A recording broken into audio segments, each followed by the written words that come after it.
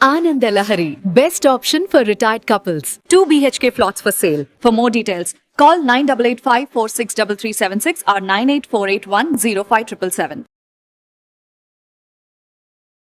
Welcome to Suman TV. So మరోసారి బంగారం ధరలు పెరగడం, మళ్ళీ తాజాగా తగ్గడం.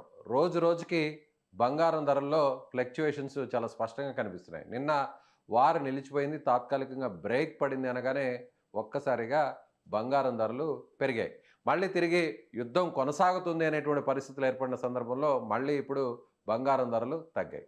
ఎందుకని ఇలాంటి పరిస్థితులు ఏర్పడుతున్నాయి? సో నిజంగా ఒక స్టేబుల్గా ఉండేటువంటి ప్రైజెస్ ఎప్పుడు వచ్చేటువంటి అవకాశం ఉందో తెలుసుకునేటువంటి ప్రయత్నం చేద్దాం. మనతో పాటు ఉన్నారు విశ్లేషకులు ప్రభు గారు నమస్తే అండి. నమస్తే అండి. ప్రభు గారు, నిన్న ఒక్కసారిగా రేట్లేమో పెరిగాయి. ఎంత పెరిగాయో యాస్టీస్గా మళ్ళీ అంతే తగ్గి మళ్ళీ 1,51,000 రూపాయలకి వచ్చేసింది ధర. ఎందుకని ఈ పరిస్థితులు అంటారు? అంటే యుద్ధాన్ని బేస్ చేసుకొనే ఈ మార్కెట్లో ఈ ప్రైజెస్ అని అప్ అండ్ డౌన్స్ ఉంటాయనుకోవచ్చా? అంటే పెద్ద మూమెంట్స్ లేవు కానీ 331 పాయింట్స్ ఎక్స్చేంజ్ లో 331 పాయింట్స్ మైనస్ ఉంది. సిల్వర్ అయితే 3,300 పాయింట్స్ మైనస్ లో. అంటే ఈ మధ్య కాలంలో మార్కెట్ పెరుగుతున్నప్పుడు పెరుగుతుంది, మార్కెట్ తగ్గుతున్నప్పుడు తగ్గుతుంది. మెయిన్ దీన్ని ఎలా చూడాలి అంటే క్రూడే మెయిన్. క్రూడ్ వల్ల ఇన్ఫ్లేషన్ పెరిగితే ఇంట్రెస్ట్ రేట్ పెరిగితే క్రూడ్ మిగతాది ఎఫెక్ట్ పడుతుంది కాబట్టి కొంచెం ఇది అవుతుంది, దాని అనుగుణంగా వస్తాయి అనమాట. సో ఇప్పుడు మామూలుగా అయితే అసెట్ క్లాస్ లో ఈక్విటీ తగ్గినప్పుడు గోల్డ్ పెరగాలి, కొంచెం మార్జిన్స్ కోసం అటు వెళ్తారు కాబట్టి అటు ఇది అవుతుంది. సో ఇప్పుడు పడినప్పుడు ఏమో పడుతోంది అన్నప్పుడు ఎందుకు అంటే ఎక్కడైతే కంట్రీస్ కరెన్సీ డీవాల్యుయేషన్ అవుతుందో వాళ్ళకి ఈ క్రూడ్ పెరిగినందువల్ల కానీ ఆ ఎఫెక్ట్ వస్తుంది, ఇబ్బంది వస్తుంది. ఆ ఇబ్బంది నుంచి ఇదివరకు ఏం చేసేవాళ్ళు, డాలర్స్ అమ్మేవాళ్ళు, డాలర్స్ ఇప్పుడు గోల్డ్ అమ్ముతున్నారు. సో ఆ రష్యా అమ్మింది, కజకిస్తాన్ అమ్మింది, లేకపోతే ఇంకా వేరే టర్కీ అమ్మింది. టర్కీ ఎక్కువ అమ్మింది, 70 టన్స్ దాకా అమ్మింది. రష్యా అయితే 8 టన్స్ దాకా అమ్మింది. అట్లా కొంచెం అందరూ కూడా రష్యా అంటే వార్ నడిపించాలి, డబ్బులు లిక్విడిటీ కావాలి. సో వాళ్ళు చిన్న చిన్నగా మొన్నటి దాకా లేదు, ఇప్పుడు కొంచెం చిన్నగా గోల్డ్ అమ్మటం మొదలుపెట్టారు. ఎందుకంటే డాలర్స్ తగ్గించుకున్నారు కాబట్టి. ఈ రీసెంట్ గా తగ్గించుకున్నారు, దాని నుంచి బయటకు వచ్చి ఎక్కువ దీన్ని పెట్టుకున్నారు.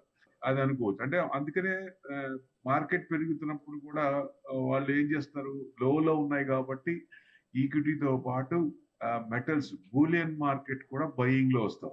So that's the difference. ఇది ఎప్పుడు సెట్ అవుతుందంటే క్రూడ్ సెట్ అయినప్పుడు, ఈ స్ట్రైట్ ఆఫ్ హార్మూజ్ ఓపెన్ అయినప్పుడు. స్ట్రైట్ ఆఫ్ హార్మూజ్ ఓపెన్ అవ్వాలి అంటే ట్రంప్ ని ఎట్టి పరిస్థితుల్లో నమ్మలేము. ఇప్పుడు సెటిల్మెంట్ అంటే ఎట్లా చూడాలి, ఇజ్రాయెల్ ని కలుపుకొని ఇద్దరు కలిసి ఒక కంబైన్డ్ స్టేట్మెంట్ వచ్చి అవుట్పుట్ సారాంశం రావాలి. అసలు యుద్ధం ఎవరిది, యుఎస్ది కాదు, వాళ్ళిద్దరిది యుద్ధం ఎప్పటి నుంచో ఉంది. కానీ ఈ మధ్యలో జాయిన్ అయ్యి దాన్ని యుద్ధం స్టార్ట్ చేసింది ఆయనే, ఆ ఎస్కలేషన్ చేసింది ఆయనే, తగ్గించింది ఆయనే. మరి ఆయన కోపం వస్తుంది కదా. సో ఆయన ఏమన్నారు, డైరెక్ట్ గా లెబనాన్ కొట్టేశాడు. ఇప్పుడు కొట్టేదలిగి వాళ్ళు మీరు అగ్రిమెంట్స్ కి ఒప్పుకొని అగ్రిమెంట్ తర్వాత సీజ్ ఫైర్ తర్వాత మీరు అటాక్ చేస్తారనే ఉద్దేశంతో వాళ్ళు కూడా రిటాలియేట్ చేసి స్ట్రైట్ ఆఫ్ హార్మూజ్, వాళ్ళకి అస్త్రం అదే కదా, బ్రహ్మాస్త్రం అదే, ఇరాన్కి బ్రహ్మాస్త్రం స్ట్రైట్ ఆఫ్ హార్మూజ్. సో అది క్లోజ్ చేశారంటే ఆటోమేటిక్ ఇది అవుతుంది. అంటే మిగతా కంట్రీస్ కి ఎవరికైతే ఉన్నాయో వాళ్ళకేమి ఇబ్బంది పెట్టాం, మీకు ఓన్లీ శత్రువులు కన్నట్టు యుఎస్ యూరోపియన్ కంట్రీస్ కి మేము ప్రభు గారు ఇప్పుడు మనం చూసినట్లయితే గోల్డ్ ధరలు చూసినట్లయితే సో యుద్ధాన్ని బేస్ చేసుకుని అప్ అండ్ డౌన్స్ అనేవి నడుస్తున్నాయి.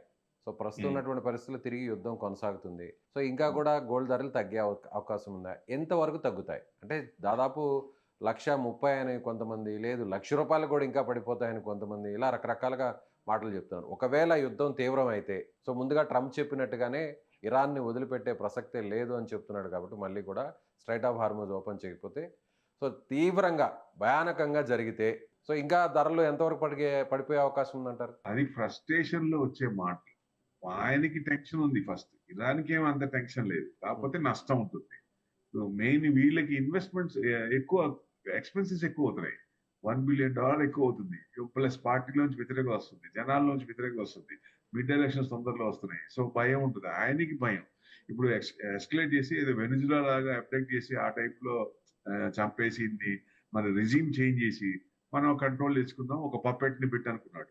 అది తిరిగి కొట్టింది. సో అక్కడి నుంచి ఇక ఎట్ట చేయాలి, ఏం చేయాలి, ఎలా బయటకు రావాలి, ఏ రకంగా రావాలి అని కూడా తెలియక నానా కళ్ళు తాగిన పోతే ఏం చేస్తుంది, సేమ్ సిచ్యుయేషన్. ఆయన ఎట్టి పరిస్థితుల్లో ఏదో ఒక స్టేట్మెంట్ అంటే ఆ టెన్షన్ లో నేను అది చేసేస్తాను ఇది చేస్తాను. మరి మొన్న మొన్న కూడా ఎంత టెన్షన్ పెట్టాను అసలు.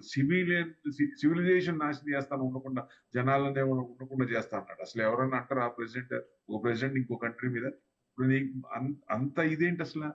సో ఇప్పుడు ఏదన్నా ఉంటే చర్చలు అవ్వాలి, చర్చలు విఫలం అయితే నెక్స్ట్ ఇది ఉండాలి. అది కూడా వార్ గనక ఎక్స్టెండ్ అవుతుంటే the second month war extend అయితే కంట్రీస్ కి ఎకనామిక్ గ్రోత్ డౌన్ అవుతూ ఉంటుంది.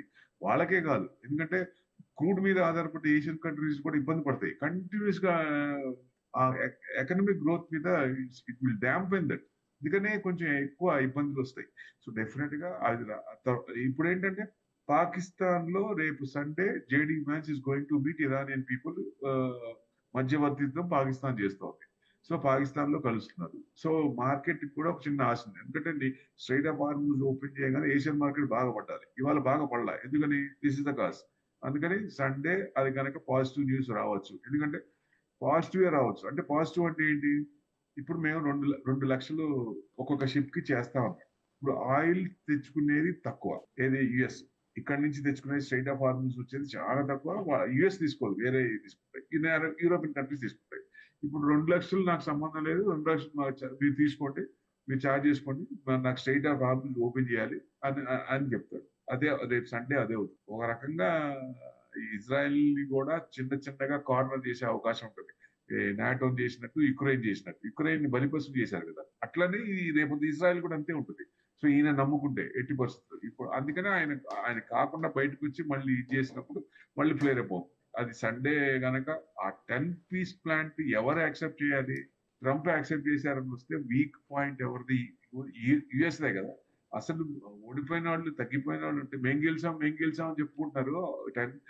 10 పీస్ పాయింట్ యాక్సెప్ట్ చేసింది ట్రంప్ అని వస్తుంటే మరి వాళ్ళు పై చేయవద్దా, ఈయనది పై చేయవద్దా? సో డెఫినెట్ గా అది యుఎస్ డిగ్రేడ్ అవుతుంది. అంటే చర్చలు జరుగుతాయంటారా? సండే ఉందండి. ఎట్టి పరిస్థితుల్లో ఒక సొల్యూషన్ వస్తుంది. ఎందుకంటే ఇదివరకు ఉన్న ఉద్రిక్తం అంత రాకపోవచ్చు. క్రూడ్ కూడా ఇప్పుడు అంత క్లోజ్ చేసిన అంత పెరగలేదు కదా. క్రూడ్ కూడా కొంచెం ఎంత ఉంది ఇప్పుడు? మీకు క్రూడ్ చూస్తే 223 పాయింట్స్ ప్లస్ ఉంది. 9089 మన దగ్గర ఉంది. ఇంటర్నేషనల్ గా చూసినా క్రూడ్ ఇంటర్నేషనల్ వచ్చేసి బ్రెంట్ క్రూడ్ అయితే 96 ఉంది. 95 వచ్చింది, 96 పెరిగింది. సో WTI యుఎస్ అయితే 97.52. So that's the difference. ఒక $2 to $3 పెరిగింది. అంటే అక్కడ సొల్యూషన్ వస్తుంది అనే ఆశ కొంచెం ఉంది అక్కడ. సో డెఫినెట్ గా అక్కడ సెటిల్ అయిపోద్ది ఇష్యూ అనేది. సండే సెటిల్ అయింది అనుకోండి, అంటే మార్కెట్ బ్రహ్మాండంగా పెరిగే ఛాన్స్ ఉంటుంది. అప్పుడు గోల్డ్ కూడా ఇది ఎందుకు పెరుగుతుంది గోల్డ్ అంటే, ఆ టైంలో బాగా తగ్గినప్పుడు ఈ సెంట్రల్ బ్యాంక్స్ అన్ని కొన్ని బ్యాంక్స్ ఎక్రూడ్ చేస్తున్నాయి, కొన్ని బ్యాంక్స్ ప్రాఫిట్ బుక్ చేస్తున్నాయి. ఎందుకంటే ప్రాఫిట్ బుకింగ్ ఎందుకు?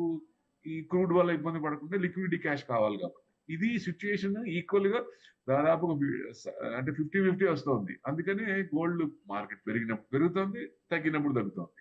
సో ఎప్పుడైతే క్రూడ్ సెటిల్ అయిందో అప్పుడు as it is original position వస్తుంది. ఈక్విటీ తగ్గినప్పుడు గోల్డ్ కొంచెం పెరిగే ఛాన్స్.